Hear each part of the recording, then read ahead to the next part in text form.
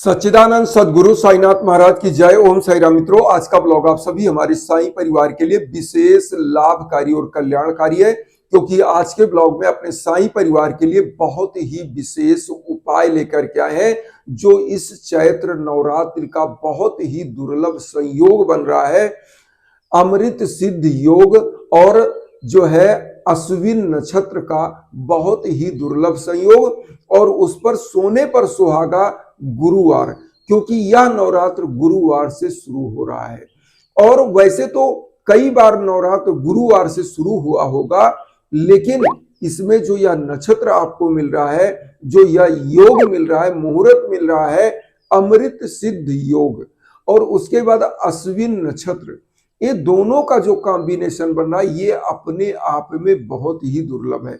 ऐसी मान्यता है कि यह चैत्र नवरात्र में अगर इस उपाय को करा जाता है तो प्रत्येक क्षेत्रों में, प्रत्येक कार्य में सफलता निश्चित प्राप्त होती है, और जिस उद्देश्य से यह उपाय किया जाता है वह उद्देश्य सफल होता ही होता है, क्योंकि इसमें 9 देवियों का आवाहन होता है, उसके साथ ही साथ सदगुरु साईनाथ की कृपा बन रही है।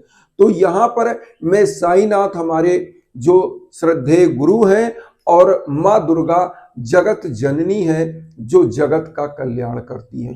तो मैं दोनों की पूजा के बारे में इसमें बताऊंगा। बहुत इजी पूजा है। देखिए करना क्या है, चूंकि नवरात्र में इस उपाय को हम आरंभ कर रहे हैं, तो माँ को प्रधान माना जाएगा, और इस उपाय को 9 दिन करना है। 9 दिन मतलब नवरात्र के इस 9 दिन आपको उपाय करना है। दुर्गा जो प्रथम रूप शैलपुत्री का है, और लास्ट दिन सिद्धदात्री का उपाय। और जो उपाय आप जो शुरू कर रहे हैं वह अमृत सिद्ध योग में शुरू कर रहे हैं, तो सबसे बड़ा तो यही आपके लिए जो है एक दुर्लभ संयोग है। और उपाय को कैसे करना है, ध्यान दीजिए क्या क्या लेना है। चूंकि प्रथम दिन माँ दुर्गा का है, तो इसमें नवरात्रि का जो प्रथम दिन है, तो इसमें क्या क्या चीज लेना है आप ध्यान दीजिएगा। वही चीज साईनाथ को भी चढ़ाना है, वही माँ को भी चढ़ाना है। क्या लेना है, सबसे पहले एक नारियल लेना है, उसके बाद आपको घी का 9 दीप लेना है। घी का 9 दीप, अगर घी का दीप नहीं है तो आप तिल के तेल का भी दीप जला सकते हैं। तो 9 दिन आपको दीप जलाना है, 9 दीप जलाना है, 9 दीप 9 दिन जलाना है। आप ध्यान दीजिएगा इस बात पर। एक थाली लीजिएगा, उसमें 9 दीप सजा लीजिए। और आप पूछेंगे कि अलग अलग दीप लेना है, अलग अलग दिन मिट्टी का अलग अलग नहीं।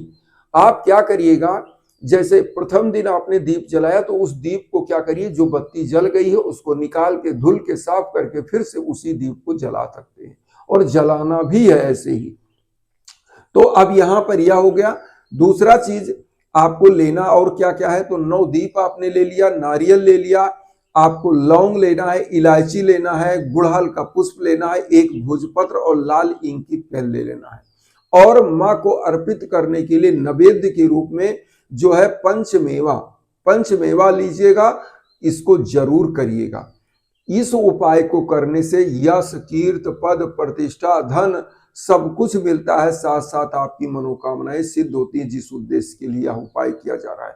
तो अब यहाँ पर करना क्या है, भोजपत्र जो आपने लिया है, सबसे पहले आपको क्या करना है, इसमें आपको लिखना है ओम श्री साईनाथाय नमः, क्योंकि गुरु के रूप में हम साईनाथ को मानते हैं। आपके जो भी गुरु है उनके लिए आप जो है मंत्र लिख सकते हैं। अगर आप गुरुमुख नहीं है और आप साईनाथ मान लीजिए आपके गुरु हैं, तो बहुत अच्छी बात है। अगर आपके कोई गुरु हैं तो उनका नहीं, तो ओम ग्राम ग्रीम ग्रोम सा गुरुवे नमः, यह भी मंत्र आप लिख सकते हैं, क्योंकि गुरुवार के दिन यह उपाय किया जा रहा है, तो आपको करना है।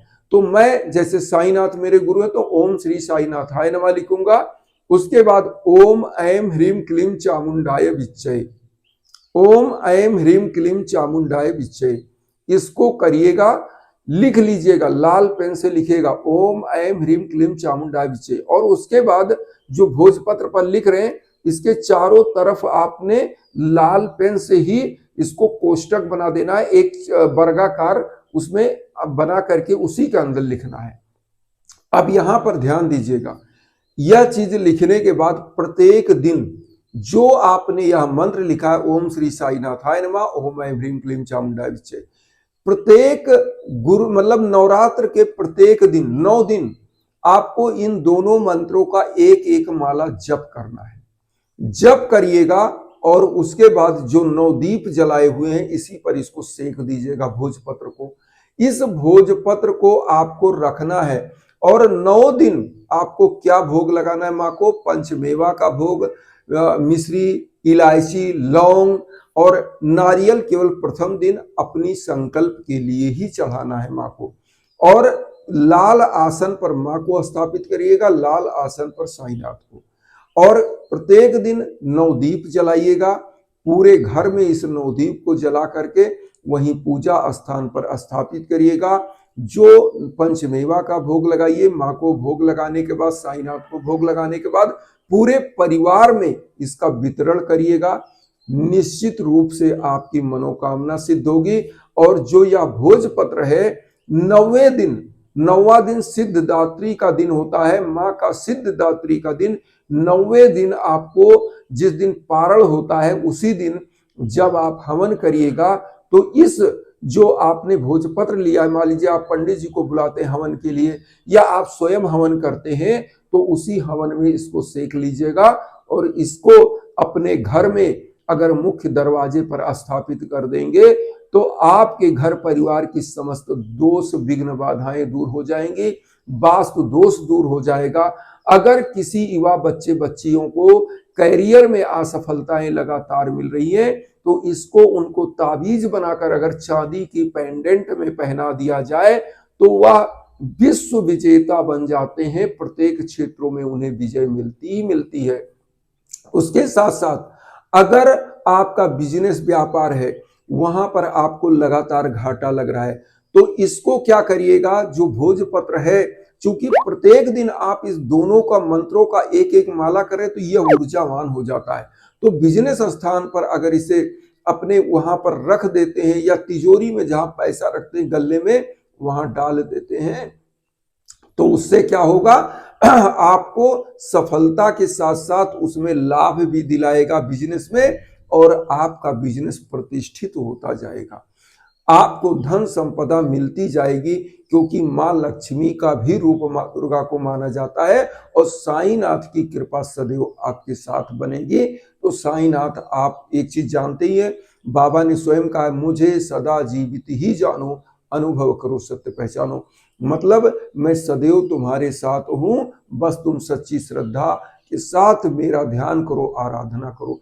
तो इस नवरात्र में आप इस मल्टीपर्पज यह उपाय है या कवच बनाकर कोई भी धारण कर ले तो उसका रोग दोष दूर हो जाता है।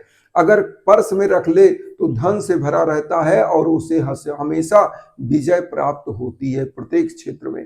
तो ये उपाय जरूर करिएगा, निश्चित रूप से कल्याणकारी सिद्ध होगा आपके जीवन में। और इन्हीं के साथ मैं एक चीज और कहूंगा कि इस आने वाली नवरात्रि की बहुत सारी आपको बधाई।